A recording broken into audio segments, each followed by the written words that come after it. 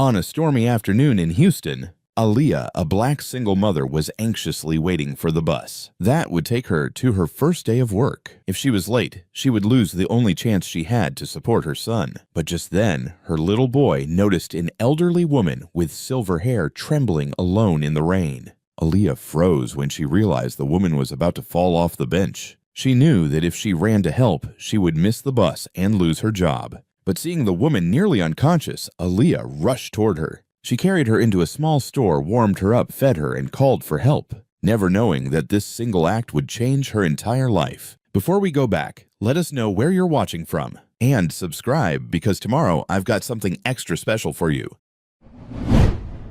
The rain came down like punishment that Tuesday afternoon in Houston, turning the streets into rivers and the sky into a sheet of gray metal. Aaliyah Brown stood under the leaking shelter of the bus stop, one arm wrapped around her 6-year-old son Malik, the other clutching the strap of her worn purse. Water dripped through the rusted gaps in the roof above them, each drop landing with a hollow plink on the cracked concrete. She checked her phone for the third time in as many minutes. 4:47 p.m. The bus was late again. Her shift at Morrison's Diner started at 5:30, and this was her first day. A probationary shift that could mean the difference between keeping a roof over their heads or joining the growing line at the shelter downtown. The manager had been clear: show up on time or don't bother showing up at all. Aaliyah's stomach twisted with an emptiness that had nothing to do with hunger, though she hadn't eaten since yesterday morning. The $23 in her wallet, her last $23, had gone to a kid's meal at a fast food place 2 hours ago. Malik had eaten half and insisted on saving the rest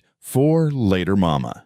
The sandwich sat in her purse, now wrapped in a napkin, and the smell of it made her dizzy. "Mama, your hands are cold," Malik said, looking up at her with those big brown eyes that saw too much for a child his age. "I'm okay, baby." She forced a smile, pulling him closer. Her thin jacket, the only coat she owned, did little against the October chill that rode in on the rain. But it was all she had, and Malik was wearing his hoodie, so at least he was dry. The bus route sign swayed in the wind, and Aaliyah closed her eyes, running the numbers in her head for the 100th time. First paycheck wouldn't come for 2 weeks. Rent was 3 weeks overdue. The landlord had stopped answering her calls. If she could just get through today, get through this first shift, prove she was reliable. "Mama, look." Aaliyah opened her eyes. Malik was pointing across the street, his small finger trembling slightly. There, huddled on a stone bench in front of a closed storefront, sat an elderly white woman. Her silver hair hung in wet strings around her face, plastered to her skull by the relentless rain. She wore a floral dress, no coat, no umbrella, nothing, and her arms were wrapped around a large purse that she clutched to her chest like a life preserver. Even from this distance, Aaliyah could see the woman shaking. The woman's eyes stared straight ahead, unfocused, confused. She looked utterly lost. "She's cold, Mama," Malik whispered. Aaliyah felt her heart drop into her stomach. She looked at her phone again. 4:51 p.m. The bus would arrive any minute now, if it arrived at all in this weather. The diner was a 15-minute ride, then a 5-minute walk. She had maybe 10 minutes of buffer time, and that was if everything went perfectly. The old woman shifted on the bench, nearly sliding off, catching herself at the last second. "Not your problem," Aaliyah thought desperately. "You have your own problems. You have Malik to think about. You can't save everyone." But even as she thought it, she was seeing another face. Her own mother's face 3 years ago in the hospice, when the cancer had stolen her memory, along with everything else. Those last weeks, her mother hadn't known where she was, had sometimes called Aaliyah by her sister's name, had once tried to leave the building in the middle of the night, looking for her long-dead husband. "Mama," Malik tugged her sleeve. "She's like Grandma was, at the hospital. Remember?" Aaliyah did remember. She remembered the nurse finding her mother in the stairwell at 2 a.m., confused and crying. She remembered the kindness in that nurse's voice as she'd guided her mother back to bed, had sat with her until she fell asleep. The rain fell harder. Thunder rumbled somewhere to the east. 4:53 p.m. Aaliyah looked down at Malik, then at the old woman across the street, then at her phone. The bus rounded the corner, its headlights cutting through the rain. She had maybe 30 seconds to decide. If you help her, you'll miss the bus. If you miss the bus, you'll be late. If you're late, you'll lose the job. If you lose the job, The old woman's head drooped forward, and for a terrible moment, Aaliyah thought she might fall right off the bench onto the pavement. "Damn it," Aaliyah whispered. Her hands moved before her mind fully caught up. She was already shrugging out of her jacket, already grabbing Malik's hand. "Come on, baby, fast!" They ran. The bus hissed to a stop behind them as they dashed across the street, dodging a car that blared its horn. Puddles exploded under their feet. Rain soaked through Aaliyah's shirt in seconds, cold and shocking against her skin. She heard the bus doors open behind her. She didn't look back. They reached the bench, and up close, the old woman looked even more fragile, her skin papery and pale, her lips tinged with blue. She was muttering something under her breath, words that didn't quite connect. "Have to get home. Ethan's waiting. Where did I put—" "Ma'am." Aaliyah knelt down gentle as she could. "Ma'am, are you okay?" The woman's eyes focused on her, then drifted away again. "I can't find. I need to—" Behind them, the bus doors closed with a hydraulic sigh. Aaliyah heard the engine rev. She wrapped her jacket around the old woman's shoulders, tucking it carefully around her thin frame. The woman barely seemed to notice. "Ma'am, what's your name? Do you know where you live?" The bus pulled away from the curb, splashing water from a puddle. Its red taillights disappeared into the rain. Aaliyah watched it go, and something inside her chest cracked open, fear and regret and a strange, fierce certainty all at once. Malik pressed against her side, and she put an arm around him, both of them already soaked to the bone. "It's okay," she said, not sure if she was talking to Malik, to the old woman, or to herself. "We're going to help you. It's going to be okay." The old woman looked at her, then really looked at her, and something cleared in those clouded eyes for just a moment. "Thank you," she whispered. Aaliyah felt tears prick her eyes, mixing with the rain on her face. She had just thrown away her last chance at stability. Her phone would probably ring in an hour with the manager calling to tell her not to bother coming in tomorrow. But right now, in this moment, with her son standing beside her and this lost, confused woman wrapped in her only coat, Aaliyah felt something she hadn't felt in months. She felt like herself again. The nearest shelter turned out to be a small corner store 3 blocks down, a place with a faded sign that read, "Thompson's Groceries and More." Aaliyah half-carried, half-guided the old woman, while Malik held the umbrella he'd found abandoned in a trash can, bent and barely functional, but better than nothing.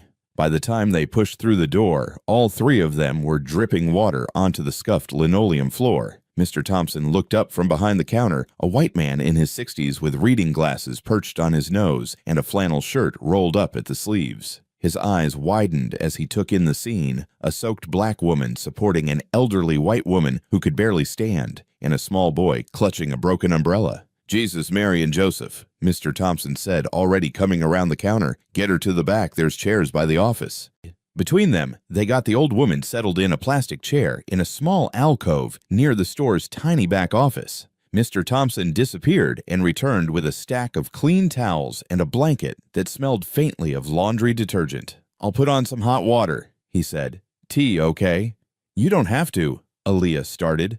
"I know I don't have to. I want to." He looked at her steadily. "You did a good thing bringing her in from the rain." While Mr. Thompson busied himself with an electric kettle he kept in the office, Aaliyah knelt in front of the old woman, gently toweling her hair dry. Malik stood close, watching with worried eyes. "Ma'am," Aaliyah said softly, "can you tell me your name?" The woman blinked at her, focusing and unfocusing. "Evelyn," she said finally. "I'm Evelyn." "Okay, Evelyn, that's good. Do you know your last name?" "Hayes. Evelyn Hayes."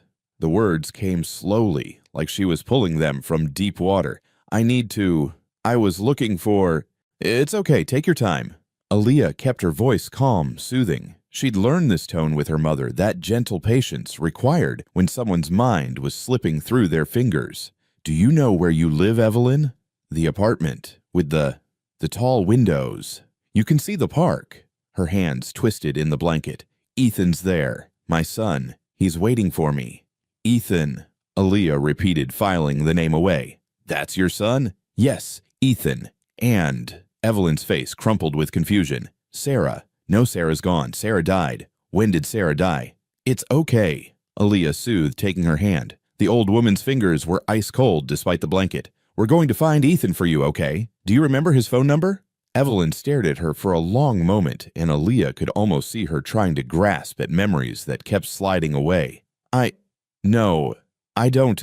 I used to know. Why don't I know? Tears started rolling down her cheeks, and Malik made a small sound of distress. Mr. Thompson returned with 3 styrofoam cups of tea. He handed one to Aaliyah, one to Malik, and carefully pressed one into Evelyn's shaking hands. "Drink slow," he told her kindly. "It's hot."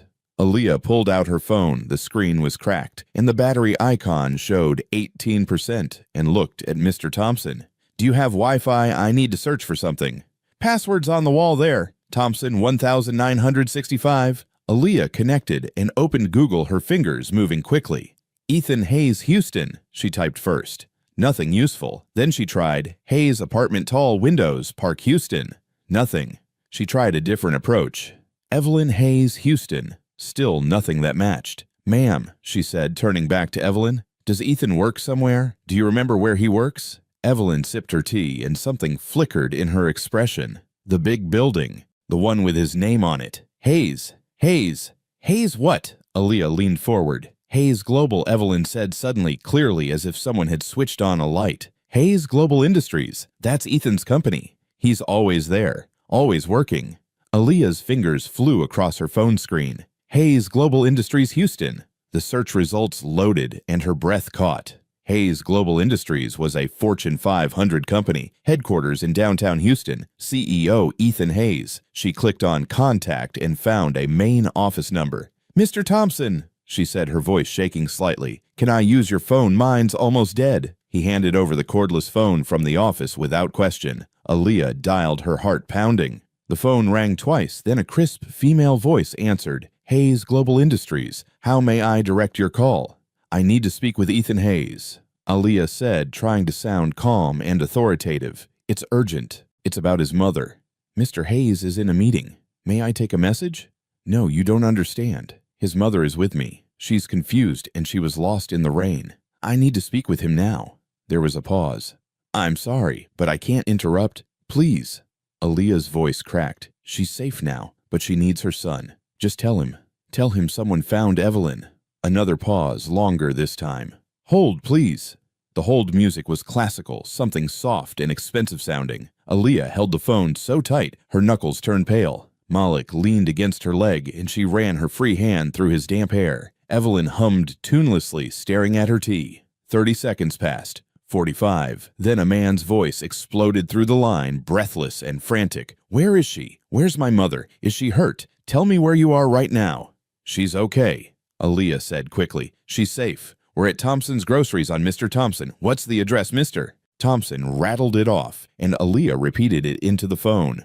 "Don't move," the man Ethan said. His voice shook. "Don't let her out of your sight. I'm coming right now. 10 minutes. I'm leaving now." "We'll be here," Aaliyah promised. The line went dead. Aaliyah lowered the phone, and her hands were trembling. She looked at Evelyn, who was humming again, seemingly content now that she was warm and dry. Mr. Thompson cleared his throat. "You want some soup?" he asked. "Got some cans in the back. Chicken noodle." Aaliyah's stomach cramped at the mention of food. She opened her purse and pulled out her wallet, knowing what she'd find. $23. All the money in the world to her right now. She looked at Evelyn, at her thin frame, and the way her hands still shook slightly. She looked at Malik, who hadn't complained once, even though she knew he must be hungry too. She thought about the job she'd just lost, about the landlord who wouldn't answer her calls, about the electricity bill that was 2 months past due. Then she thought about her mother and how she'd give anything for one more day to take care of her.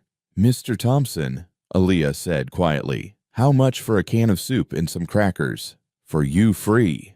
"No." Aaliyah shook her head. "I can pay." She put $15 on the counter, more than the soup and crackers cost, she was sure, but it felt important. Important to give something to not just take. "And could you heat it up for her?" Mr. Thompson looked at the money, then at her, and something understanding passed between them. He took the bills without comment. "Coming right up." While they waited, Aaliyah found a bottle of cold medicine on one of the shelves. Her last $8 went toward that. Evelyn was shivering despite the blanket, and the last thing she needed was pneumonia. When the soup came, Aaliyah held the bowl while Evelyn ate, guiding the spoon when the old woman's hands shook too much. Malik sat on the floor, leaning against Aaliyah's legs, quiet and watchful. "You're very kind," Evelyn said between spoonfuls. She looked at Aaliyah with clearer eyes, now warmer from the tea and soup. "What's your name, dear?" "Aaliyah."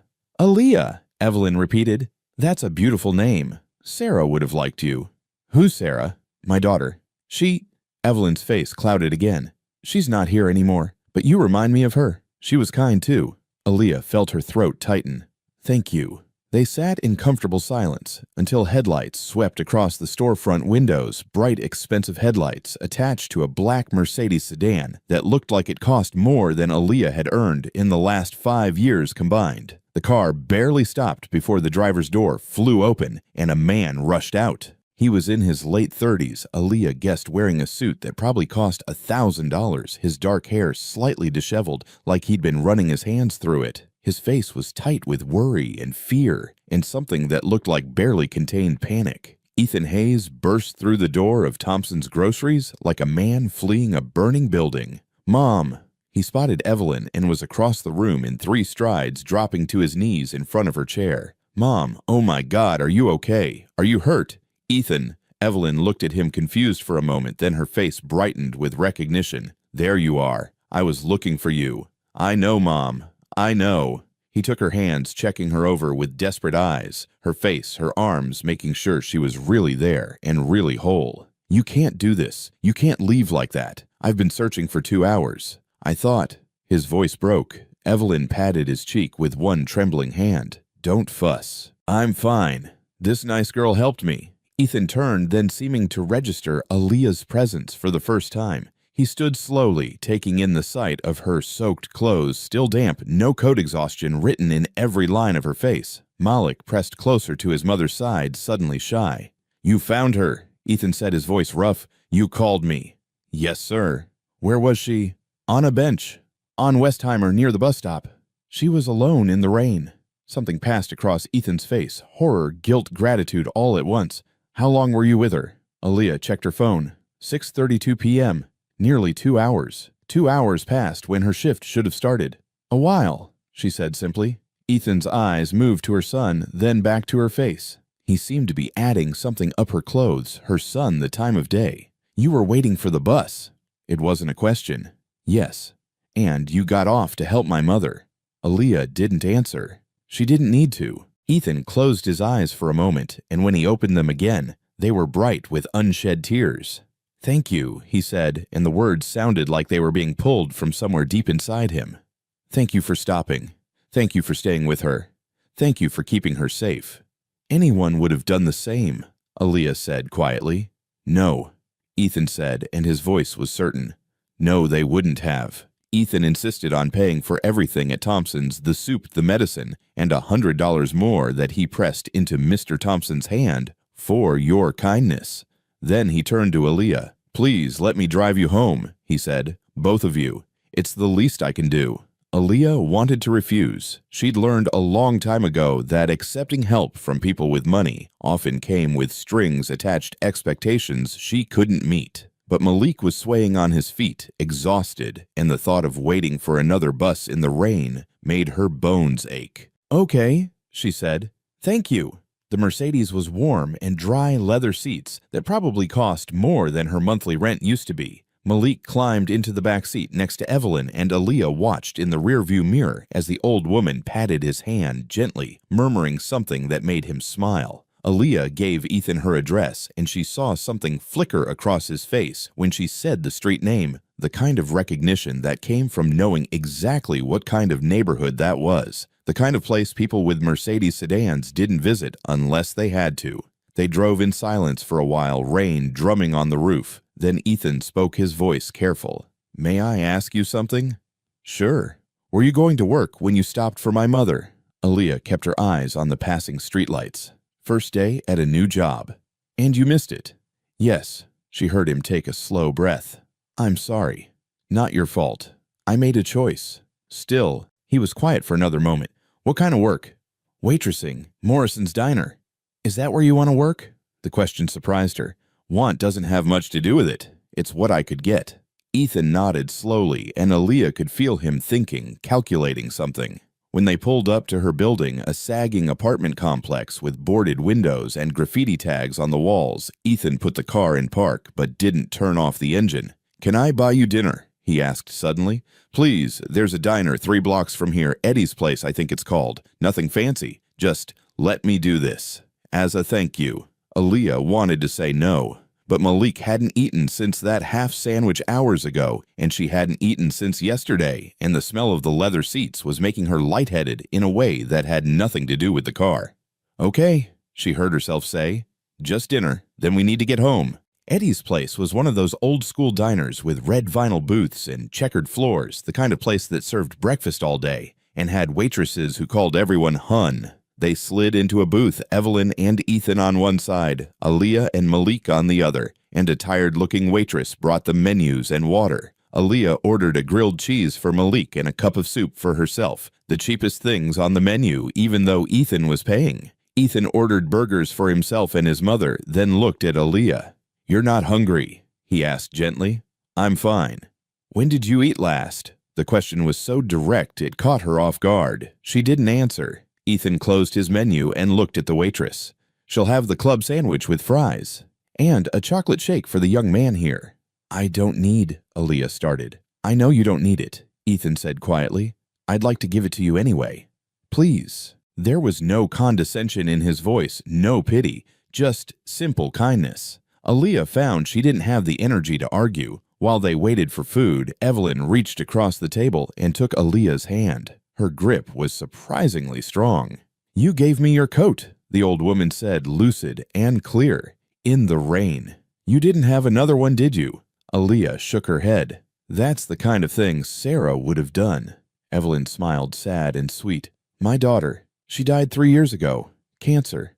"I'm sorry," Aaliyah said softly. "My mother died 3 years ago, too. Same thing." Something passed between them, then a recognition of shared grief that needed no words. Ethan watched this exchange, his jaw tight. "Mom's been struggling since Sarah passed. The doctors say it's a combination of grief and early-stage dementia. Some days she's perfectly clear. Other days..." He trailed off, looking at his mother with such love and such fear that it made Aaliyah's heart ache. "She's gotten out 3 times this month. Once we found her at Sarah's old apartment trying to get in. Once at the cemetery. Today she found someone who stopped." Aaliyah finished. "Yes." The food arrived, and they ate mostly in silence. Aaliyah tried not to inhale her sandwich, but it was the best thing she'd tasted in weeks. Malik devoured his grilled cheese and half of her fries, and his chocolate shake made him bounce with sudden energy. Evelyn smiled at him. "You're a good boy," she told him. "What's your name?" "Malik, ma'am." "Malik. That's a strong name. Do you take care of your mother?" Malik nodded seriously. "I try to." "I can tell." Evelyn looked at Aaliyah. "You're doing a good job with him." "Thank you," Aaliyah said, and found her eyes burning with sudden tears. It had been so long since anyone had said anything kind about her parenting, about her life. So long since she'd felt like she was doing anything right. After dinner, Ethan walked them to his car, but before he opened the door, he turned to Aaliyah. "I want to offer you something," he said, "and I need you to hear me out completely before you answer." Aaliyah tensed. Here it came, whatever strings were attached to the free meal and the kind words. "My mother needs help," Ethan continued. "She needs someone with her during the day, someone patient and kind, someone who sees her as a person, not just a problem to manage. I've been through 4 professional caregivers in 3 months, and she hates all of them. But with you..." He glanced at his mother, who was holding Malik's hand and pointing out stars through the car window. "She's calm. She's happy. I haven't seen her like this since Sarah died." "You want to hire me," Aaliyah said flatly.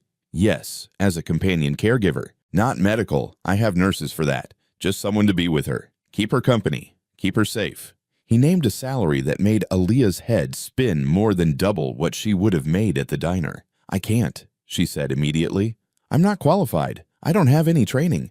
You kept a confused elderly woman calm and safe for 2 hours. You got her warm and fed. You found me. That's all the qualification I need." Ethan ran a hand through his hair. "I know this seems strange. I know you have every reason to be suspicious, but I'm asking you to think about it. I'll provide health insurance for you and your son. I'll cover a small apartment near my building so you don't have to commute far. And I promise that if at any point you're uncomfortable, you can walk away. No questions, no problems." Aaliyah stared at him. It was too good, too easy. Things like this didn't happen to people like her. "Why?" she asked. "You could hire anyone. Why me?" Ethan looked at his mother again, and his voice was rough when he spoke. "Because when you found her on that bench, you could have kept walking. You needed that job. You needed that bus. But you chose her instead. You gave her your only coat." He met Aaliyah's eyes. "My mother is the most important person in my world, and she was alone and scared on a bench in the rain.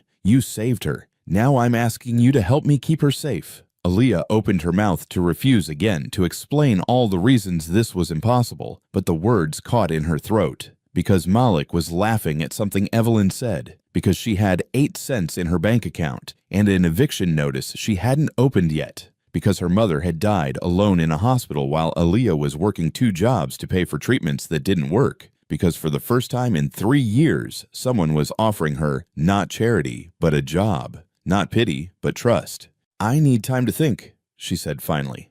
"Of course. Take all the time you need." Ethan pulled out a business card and wrote something on the back. "That's my personal cell.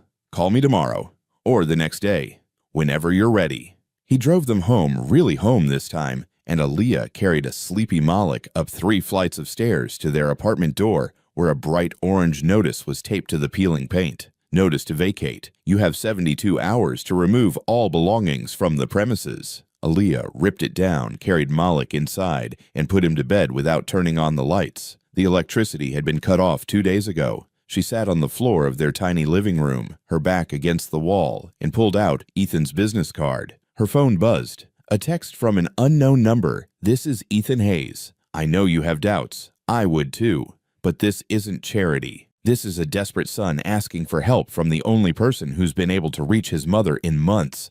Please consider it. Please." Aaliyah looked at the eviction notice crumpled in her hand. She looked at the business card. She thought about Malik sleeping in the next room, his stomach full for the first time in days. She thought about Evelyn's hand in hers, the way the old woman had called her kind. She picked up her phone and typed 1-month trial. "If anything feels wrong, I leave immediately, no questions asked." The response came within seconds. "Deal. Thank you. Thank you." Aaliyah leaned her head back against the wall and closed her eyes. She'd just said yes to the most insane proposition of her life. The apartment building where Ethan and Evelyn lived was the kind of place Aaliyah had only seen in magazines, all glass and steel and money, that didn't need to announce itself. The doorman wore a uniform. The lobby had fresh flowers that probably cost more than her old monthly rent. The elevator moved so smoothly she barely felt it rising. Malik pressed his nose to the mirrored wall, eyes wide. "Mama, is this where we're going to live?" he whispered. "No, baby. We have our own place nearby. This is where we'll work." Their apartment, the one Ethan had arranged, was 6 blocks away. Small but clean, in a safe building, with working appliances and heat that actually heated. Aaliyah had cried when she'd first walked in, just from the sheer relief of having walls that didn't leak and a door that locked properly. But this was a different world entirely. Ethan met them at the elevator on the 23rd floor. He looked tired, his tie loosened, and his sleeves rolled up like he'd been up all night. "Thank you for coming," he said. "Mom's in the living room. She's been asking for you." The apartment was stunning floor-to-ceiling windows overlooking the city minimalist furniture in shades of white and gray art on the walls that looked expensive and cold. Everything was perfect. Everything was empty. Evelyn sat in an armchair by the window, staring out at the skyline. When she heard them enter, she turned, and her face lit up. "Aaliyah," she said, and the way she said it with such genuine joy made something warm bloom in Aaliyah's chest. "And Malik, you came back." "We did." Aaliyah crossed to her, kneeling beside the chair. "How are you feeling today?" "Better now that you're here." Evelyn reached for her hand. "I don't like when it's just me and the nurses. They're very efficient, but they don't talk to me. Not really. They talk at me." "Well, I'll talk to you," Aaliyah promised, "about anything you want." And she did. For the next 4 hours, while Ethan disappeared into his home office for work calls and Malik quietly colored at the dining room table, Aaliyah sat with Evelyn. They talked about Evelyn's childhood in a small town in Georgia, They talked about her late husband, James, who'd been a dreamer and a builder. They talked about Sarah, the daughter who'd loved poetry and died too young. Sometimes Evelyn's thoughts wandered, looping back on themselves or jumping to strange tangents. But Aaliyah followed her gently, never correcting, never showing frustration. When lunch came, delivered by a meal service in perfect white boxes, Aaliyah helped Evelyn eat, cutting her sandwich into small pieces and making sure she drank her water. Malik brought over one of his coloring books.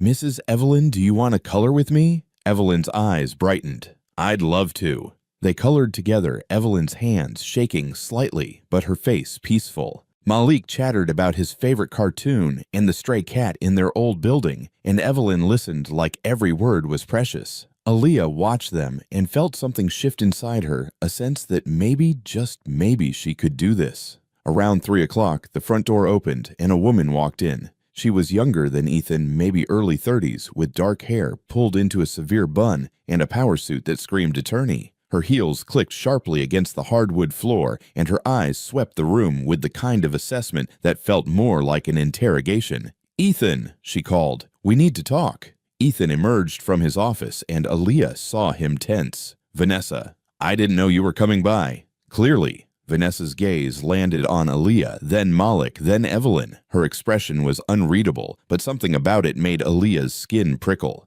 "Who's this?" "This is Aaliyah Brown. She's Mom's new companion. Aaliyah, this is my sister Vanessa." Aaliyah stood smoothing her shirt. "Nice to meet you." Vanessa didn't shake her hand. "Companion," she repeated. "Since when?" "Since 2 days ago," Ethan said, his voice careful. "I told you I was looking for someone new. You told me you'd consult with me before making any hiring decisions regarding our mother." "Vanessa?" "No, Ethan. This is exactly the kind of impulsive decision that got you in trouble before." Vanessa crossed her arms. "No background check, no references, just a random woman you met on the street." Aaliyah felt her face grow hot. Malik moved closer to her side. "That's enough," Ethan said quietly. "Aaliyah isn't random. She found Mom when she was lost. She kept her safe." "How convenient." Vanessa's smile didn't reach her eyes. "And now she's living nearby, earning how much per month, with full benefits, I assume." "That's none of your concern." "It absolutely is my concern. That's family money. That's Mom's money." Vanessa turned to Aaliyah. "No offense, Miss Brown, but my brother has a history of trusting the wrong people. I'm sure you understand that we need to be careful." Aaliyah understood perfectly. She understood that Vanessa looked at her and saw a grifter, a con artist, someone taking advantage of a vulnerable old woman and her wealthy son. She understood that in Vanessa's world, people like Aaliyah didn't help out of kindness. They helped because they wanted something. "I understand," Aaliyah said evenly. "And if you want to run a background check, you can. I have nothing to hide."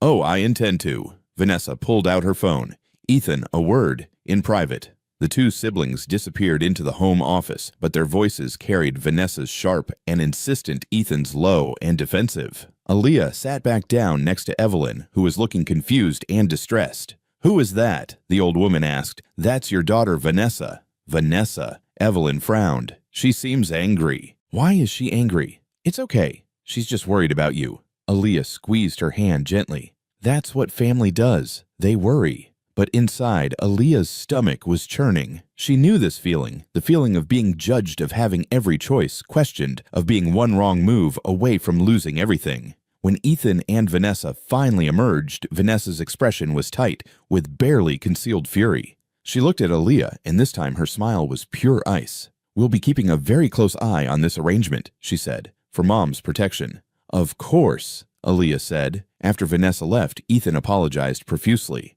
"She means well. She's just protective." "I understand," Aaliyah said again. And she did. But understanding didn't make it hurt less. The rest of the week passed in a careful rhythm.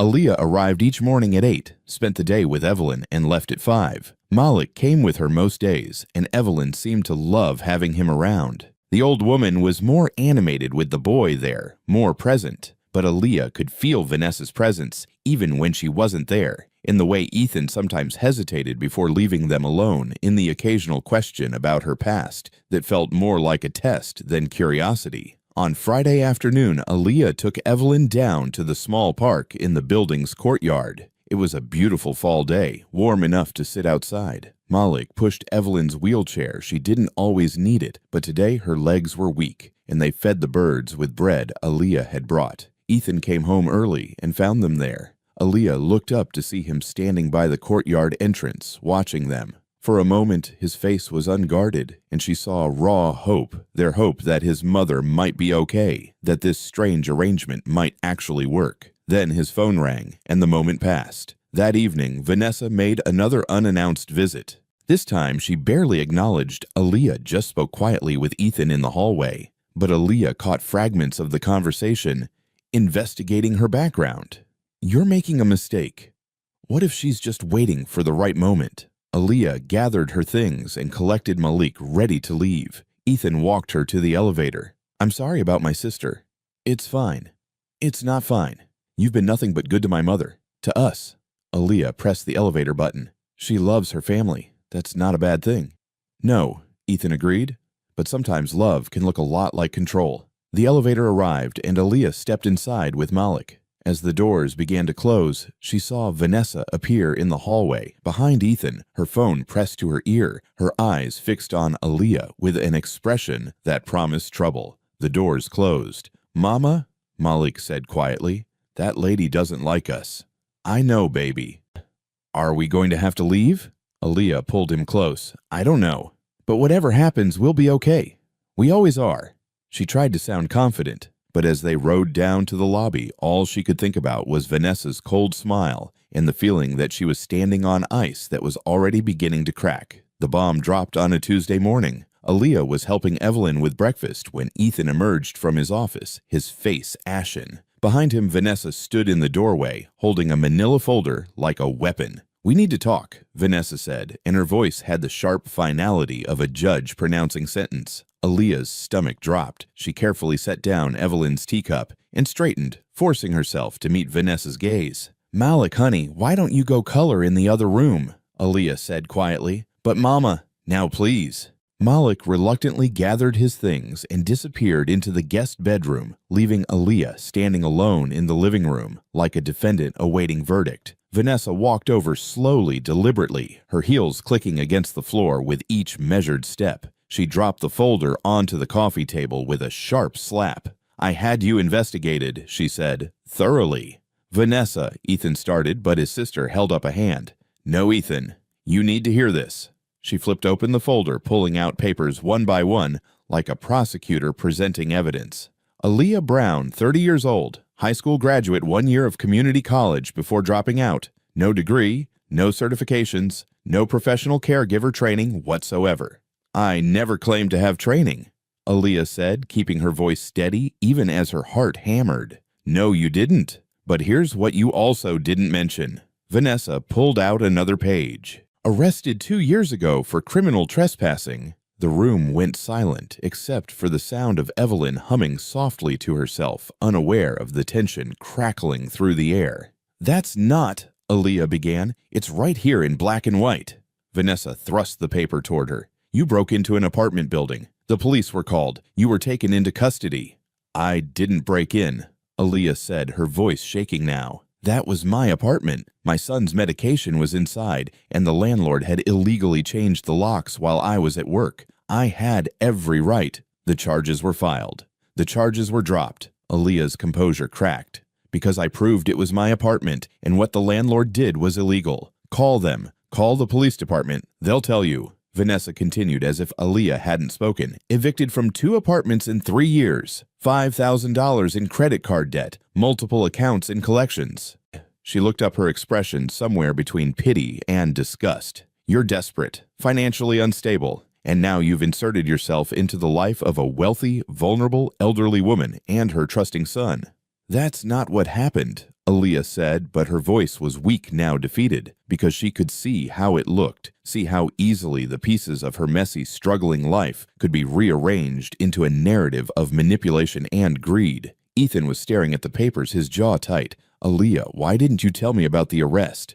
"I did tell the employment agency when you had them do the initial screening. They verified everything. They cleared me." She looked at him, pleading now. "You can call them. They'll confirm." "Or maybe they didn't look hard enough," Vanessa interjected. "Or maybe you have a very convincing story." She turned to her brother. Ethan, this is exactly what happened with Marcus. Remember, your former business partner who you trusted completely, who had access to everything, who stole $300,000 before we caught him. Ethan flinched at the name. She's not Marcus, he said, but there was doubt in his voice now. Aaliyah could hear it, and it cut deeper than Vanessa's accusations. How do you know? Vanessa pressed. You met her 3 weeks ago. 3 weeks, Ethan. And you've already given her access to Mom to this apartment to your trust. You're paying her more than most caregivers make in 6 months. You've set her up in an apartment. Stop. Ethan's voice was quiet but firm. Just stop. Vanessa fell silent, but her eyes remained fixed on Aaliyah with cold certainty. Ethan turned to Aaliyah, and the look on his face, the uncertainty, the suspicion was worse than anything Vanessa had said. Is any of this wrong? He asked. The debts, the evictions, the arrest. The facts are right, Aaliyah said, her throat tight. But the context, the why behind them, that's not in any police report. My mother got sick. I took time off work to care for her. I lost my job. I used credit cards to pay for her medications because insurance wouldn't cover them. After she died, I couldn't catch up. I tried. God, I tried so hard. Her voice broke. But when you're poor, every setback becomes a catastrophe. One missed payment becomes 3. Becomes debt collectors, becomes eviction. How convenient, Vanessa muttered. It's not convenient. It's my life. Aaliyah looked at Ethan, desperate for him to understand. I never lied to you. I never pretended to be something I'm not. You asked me to help your mother, and I have. That's all I've done. You've done more than that, Vanessa said sharply. You've made yourself indispensable. You've gotten our mother to depend on you emotionally. You've positioned yourself perfectly to what? Aaliyah demanded, anger finally breaking through. To what exactly? I show up every day. I feed your mother. I listen to her stories. I make sure she takes her medication. I help her walk to the bathroom. I wipe her face when she spills tea.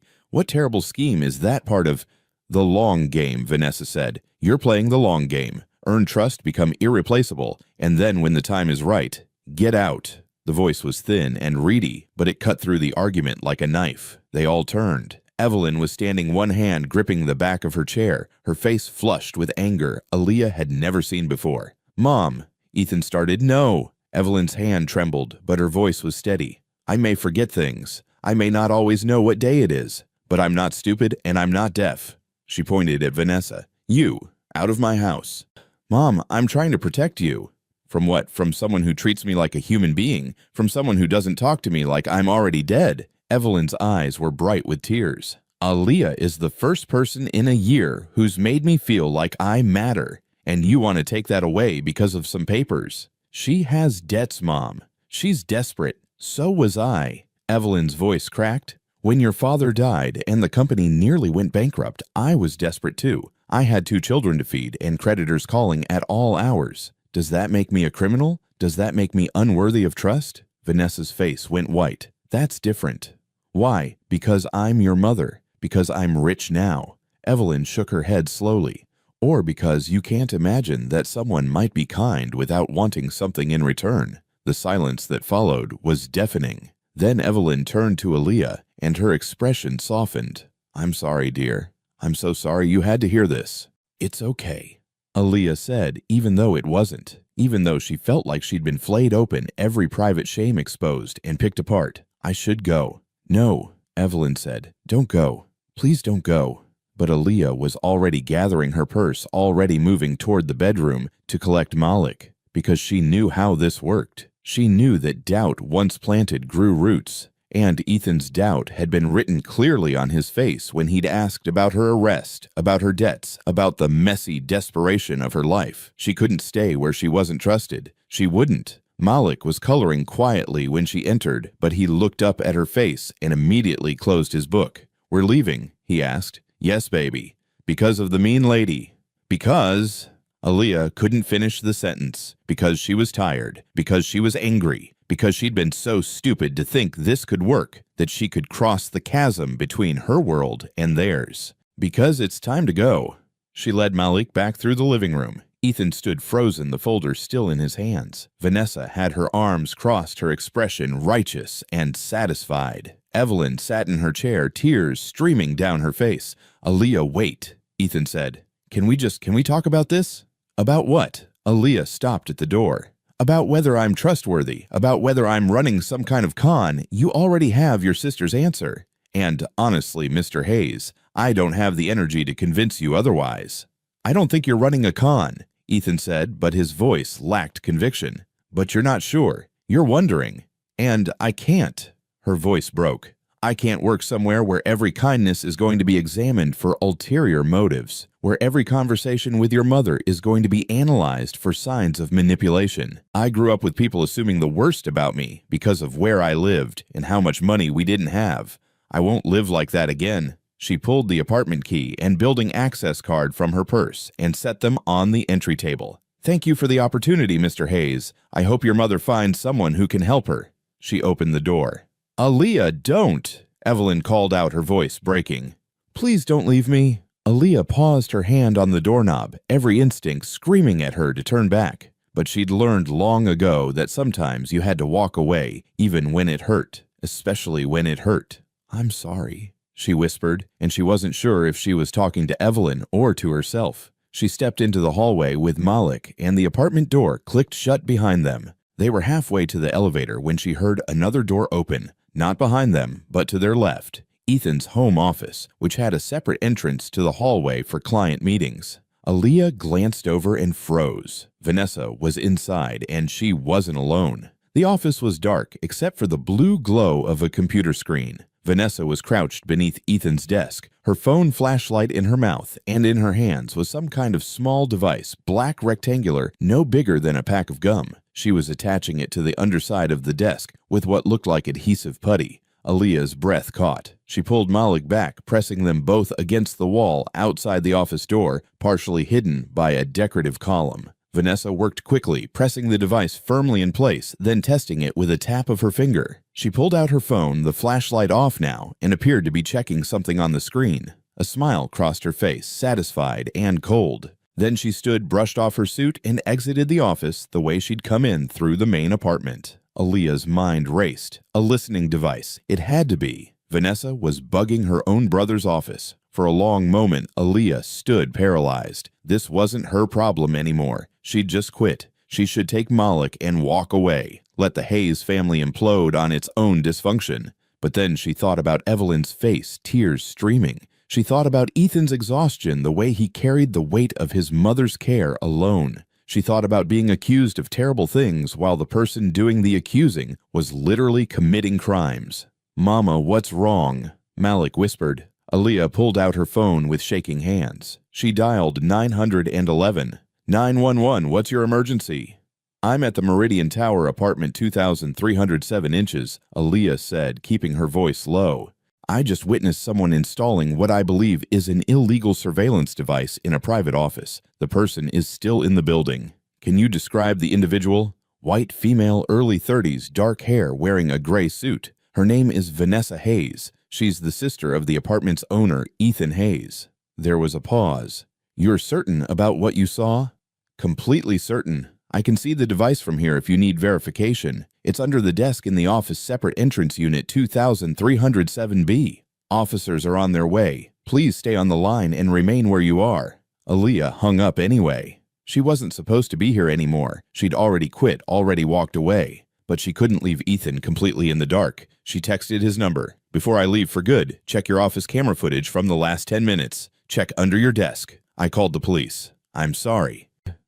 Aaliyah, then she took Malik's hand and walked to the elevator, pressing the button. The elevator arrived just as she heard sirens in the distance. They rode down in silence. When they reached the lobby, 2 police cruisers were pulling up outside. Aaliyah pointed the officers toward the 23rd floor, gave a brief statement, and provided her contact information. Then she and Malik walked out into the evening air. Her phone buzzed continuously. Ethan calling, texting, calling again, but she didn't answer. She couldn't. Not yet. Not until she'd had time to process everything that had happened, everything that had been said. They walked the 6 blocks to their small apartment, and Aaliyah felt each step like a mile. Inside, she made Malik dinner pasta with butter, the same thing they'd eaten 100 times before, and put him to bed with a story. Then she sat on their tiny balcony in the dark and let herself cry. She cried for the job she'd lost, For the trust that had been broken before it was fully formed, for Evelyn, who deserved better than a family that saw threats around every corner. She cried until her phone buzzed with a text from an unknown number. It was a video file. She opened it, and security camera footage began to play, black and white timestamp in the corner. It showed Vanessa entering Ethan's office through the hallway door, moving to the desk, and attaching the device exactly as Aaliyah had described.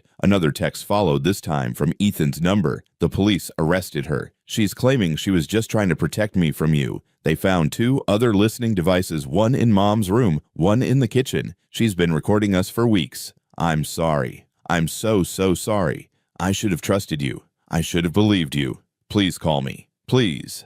Aaliyah stared at the messages for a long time. Then she turned off her phone, wrapped herself in a blanket, and sat in the darkness until dawn. Aaliyah didn't call Ethan back for 3 days. She spent that time in a strange limbo, not quite homeless, but no longer employed, not quite broke, but with no clear path forward. She'd been given 2 weeks severance pay, delivered by a courier who'd also brought a handwritten note from Ethan that she hadn't opened yet. On the 4th day, there was a knock on her door. Through the peephole, she saw Ethan standing in the hallway holding a cardboard carrier with coffee cups and what looked like pastries. He looked terrible, unshaven, rumpled his eyes, shadowed with exhaustion. Aaliyah opened the door halfway. "Hi," Ethan said. His voice was hoarse. "Can I come in, please?" She hesitated, then stepped aside. Ethan entered her small apartment, and she saw him take it in the worn furniture, the kitchen table that wobbled, the walls that needed paint. He didn't comment, just set the coffee and pastries down carefully. "I didn't know if you drank coffee," he said. "I brought tea too, just in case. And some things for Malik chocolate croissants. I think kids like those." Ethan. He stopped looking at her with such raw misery that Aaliyah almost felt sorry for him. "I'm sorry," he said. "I know I already said that in the text, but I need to say it to your face. I'm sorry I doubted you. I'm sorry I didn't shut Vanessa down immediately. I'm sorry I let her make you feel like a criminal when you've been nothing but good to my mother, to all of us." Aaliyah crossed her arms, leaning against the kitchen counter. "Your sister bugged your apartment." "She did. She's been doing it for months, apparently, ever since our last caregiver quit. She told the police she was monitoring the situation to protect Mom and me from potential threats."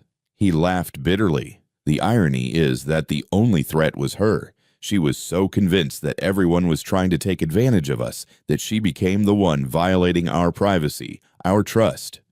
What's going to happen to her? She's facing charges, illegal surveillance, invasion of privacy. Our family lawyer is working on a plea deal, mandatory therapy, community service probation. No jail time if she complies. Ethan ran a hand through his hair. "She's sick, Aaliyah. I know that doesn't excuse what she did to you, but she's been spiraling since Sarah died. Obsessing over protecting Mom, over making sure no one could hurt us again. It turned into paranoia." "I'm sorry," Aaliyah said and meant it. "That must be hard for you." "It is, but it doesn't change what happened, what I did." He looked at her directly. "I let fear make my decisions. I let Vanessa's paranoia become my paranoia. And I accused you, someone who'd done nothing but show kindness, of being a con artist. That was wrong. And I'm sorry." Aaliyah was quiet for a moment. "Your mother," she said finally. "How is she?" Ethan's face crumpled. "Not good. She's been asking for you every day. She doesn't understand why you left. I've tried to explain, but—" He shook his head. "She just keeps saying, 'I want to see Aaliyah. Where's Malik?' It's breaking my heart."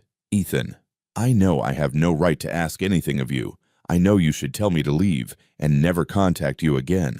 But I'm asking anyway."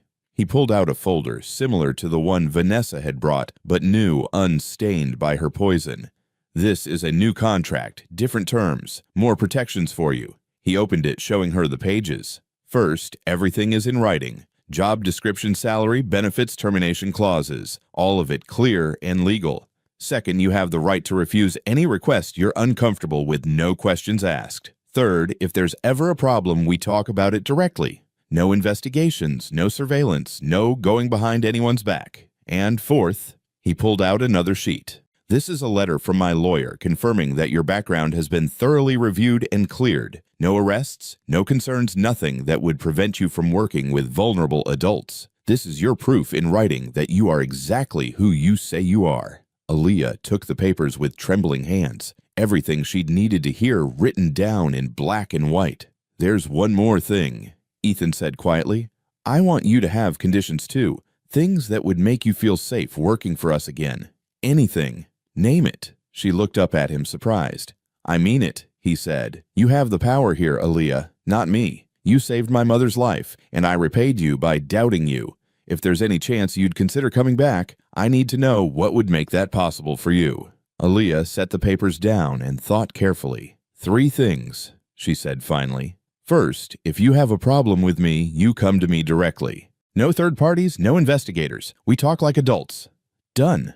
Second, Vanessa doesn't get unsupervised access to your mother while I'm working. If she visits, either you're there or I'm allowed to leave. I won't subject myself to her accusations again, and I won't let her upset Evelyn." Ethan nodded grimly. "Already arranged. She's not allowed in the apartment without my presence, and only after she completes therapy. If she violates that, she loses access entirely. Third," Aaliyah paused, "I want to finish my education. I dropped out of community college to care for my mother, and I've always regretted it. If I'm going to really do this as a career, I want proper training. I want to become a certified nursing assistant, maybe more. I'll need time for classes for studying." "We'll make it work," Ethan said immediately. "Whatever schedule you need. I'll hire additional help for the hours you're in class, and I'll cover tuition books, everything. I'll pay you back." "No." His voice was firm. "This isn't a loan. It's an investment. In you, in your future.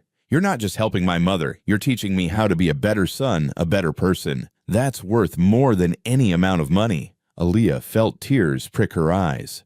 "Okay," she said softly. "Okay. I'll come back."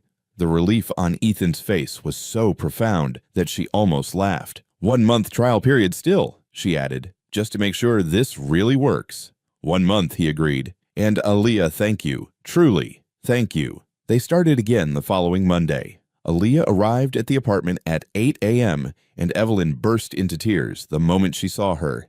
"You came back," the old woman sobbed, clutching Aaliyah's hands. "I thought you'd left me for good." "Never," Aaliyah promised, hugging her gently. "I'm here. I'm not going anywhere." Malik gave Evelyn a drawing he'd made a picture of the 3 of them in the park, all smiling under a blue sky, and Evelyn hung it on her refrigerator with magnets right at eye level. The days fell into a rhythm again, but different this time. Better. Aaliyah helped Evelyn with her physical therapy exercises. They took slow walks around the courtyard. They watched old movies and looked through photo albums, Evelyn telling stories about Sarah and James and the life she'd lived. Some days were harder than others. Some days Evelyn forgot who Aaliyah was calling her Sarah or asking why she was in her house. But Aaliyah had learned patience from her own mother, and she guided Evelyn gently through the confusion without frustration. Ethan came home earlier now, making time for dinner with them. He'd bring takeout, and they'd eat together, Evelyn, Ethan, Aaliyah, and Malik, like some strange, improvised family. One evening, Malik asked Evelyn, "Do you have grandkids?"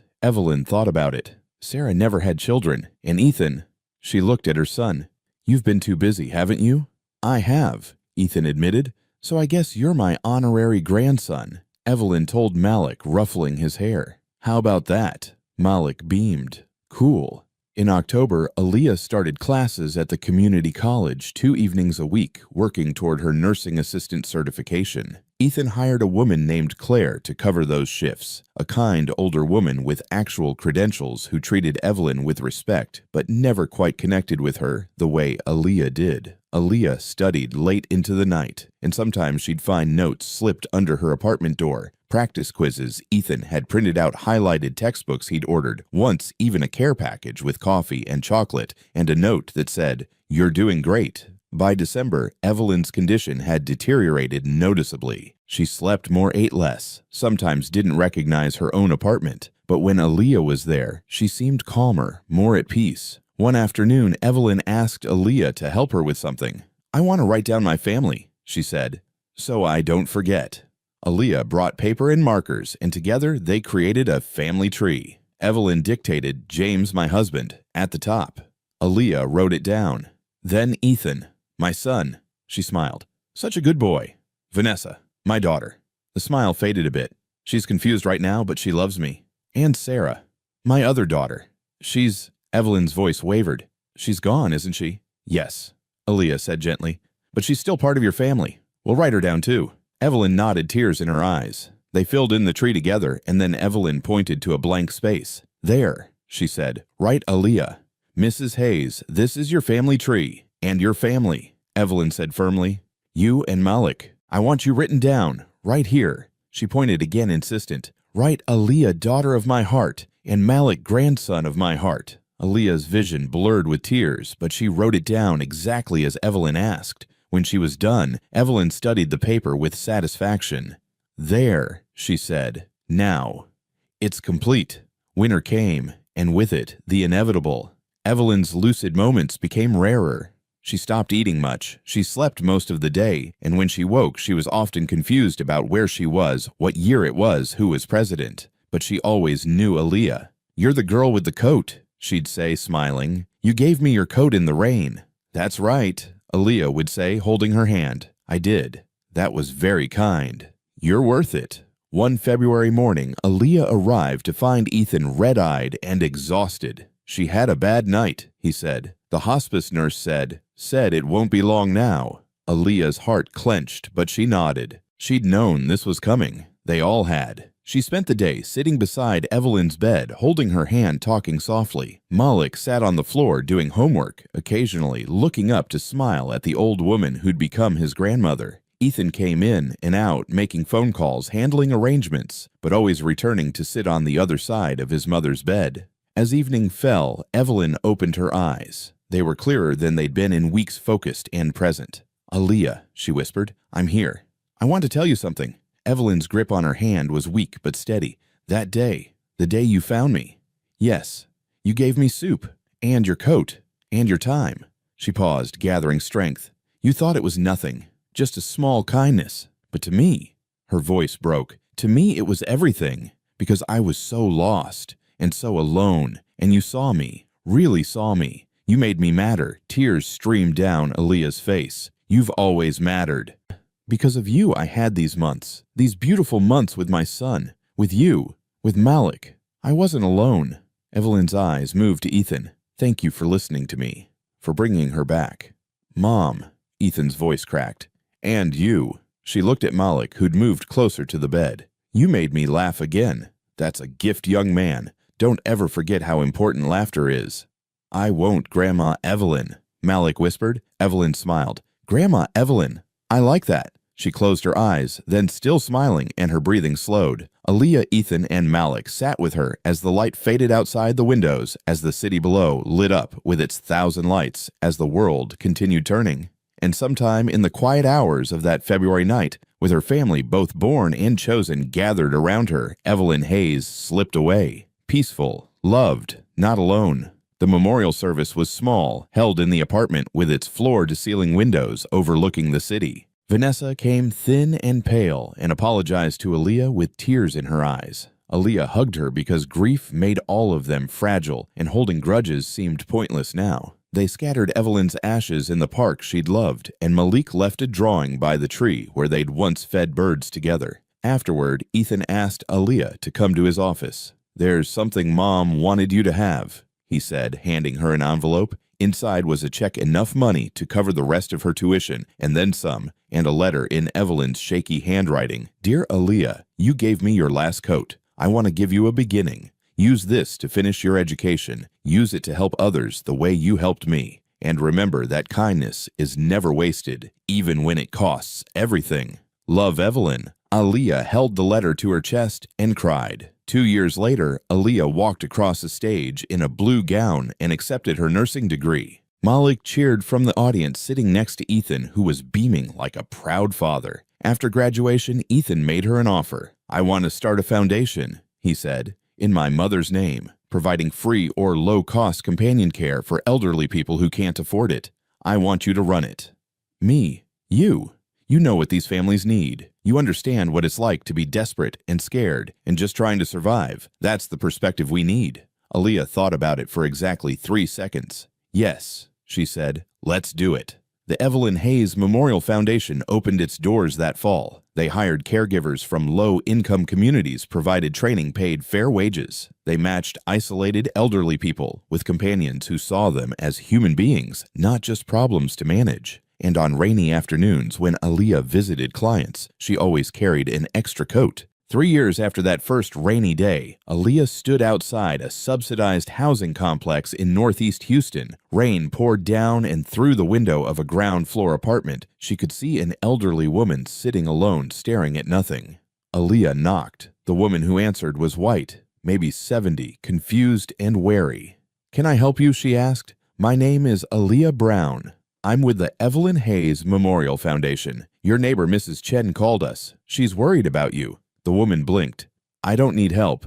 "Maybe not," Aaliyah said gently. "But could I come in for just a minute? I have some soup. It's warm." Behind her, Malik, now 9 years old and tall for his age, held an umbrella and a bag with containers of food. The woman looked at them, at the rain, at the genuine kindness in Aaliyah's face. "Okay," she said finally. "Just for a minute." As they stepped inside, Aaliyah caught Malik's eye and smiled. He smiled back, understanding what his mother had taught him, that small acts of kindness could change everything, that seeing people really seeing them was the greatest gift you could give, that sometimes giving away your last coat meant you'd eventually help build a whole closet of coats for others. The rain fell steadily outside, washing the streets clean, and inside a small apartment, a lonely woman who'd thought no one cared anymore found herself surrounded by warmth and food and conversation, found herself seen, found herself not alone. That day, Aaliyah gave away her last coat. She thought she was losing the only thing she had left, but really she was planting the first seed of a new family, a new future for herself, for her son, for a lost old woman, and for countless others who would come after. Join us to share meaningful stories by hitting the like and subscribe buttons. Don't forget to turn on the notification bell to start your day with profound lessons and heartfelt empathy.